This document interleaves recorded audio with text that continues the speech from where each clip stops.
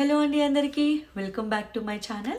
So Sanjana ఎవరిని nominate చేశారు అనేది మీకు ఖచ్చితంగా వచ్చే ఉంటుంది కదా డౌట్. సో సంజన గారు రీతూ చౌదరి డిమన్ ఇద్దరు బెస్ట్ ఫ్రెండ్స్ని జాన్ జిగిరి దోస్తుల్ని నామినేట్ చేశారు.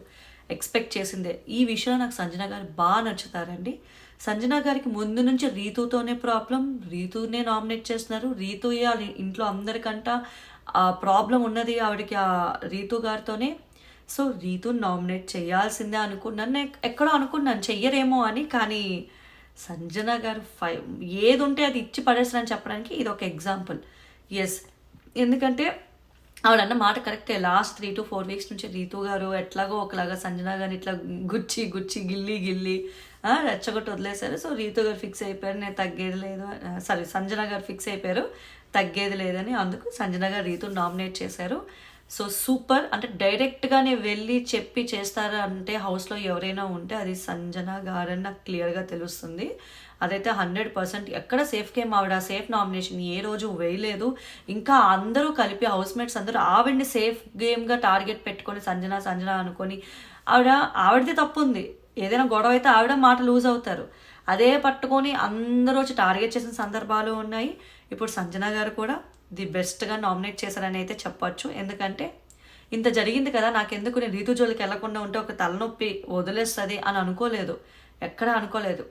ఫెయిర్గానే వెళ్ళారు. That is very good. నేను ఎవరైతే నాకేంటి అన్న యాటిట్యూడ్లోకి వెళ్ళిపోయారు ఆవిడ. సెకండ్ డీమన్ పవన్కి ఏం చెప్పుంటారో మరి ఏమనుకుంటున్నానంటే, తమ్ముడు నీ గేమ్ నువ్వు ఆడు, ఇంతవరకు వచ్చావు, నీ కోసం నువ్వు టైం తీసుకో, వద్దు ఈ పంచాయతీలు వద్దు, ఇంకా నీ ఫోకస్ పెట్టుకో, నీ మీద నువ్వు ఫోకస్ పెట్టుకో గట్టిగా అని ఆ వేలో చెప్పుంటారో అనిపిస్తుంది. ఎందుకంటే బర్నీ గారు ఇందాక అలానే నామినేషన్ చేసిన ప్రోమో క్లిప్ మనం చూసిందే.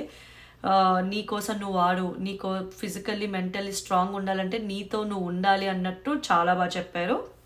అదే పాయింట్ సంజన గారు కూడా, నువ్వు బెస్ట్ ప్లేయర్వి, నువ్వు చాలా బాగా ఆడుతున్నావు, నీకు మంచి గ్రాఫ్ ఉంది నీ గేమ్ విషయంలో, కానీ ఇది నీకు ఒక ఫ్యూచర్ కాబట్టి చాలా జాగ్రత్తగా ఆడు, నీకోసం నువ్వు ఆడు, ఇంకా ఆడాలి, నువ్వు సింహంలా గర్జించే టైం వచ్చింది అన్నట్టు సంజన గారు చెప్పుంటారు డీమన్ పవన్కి.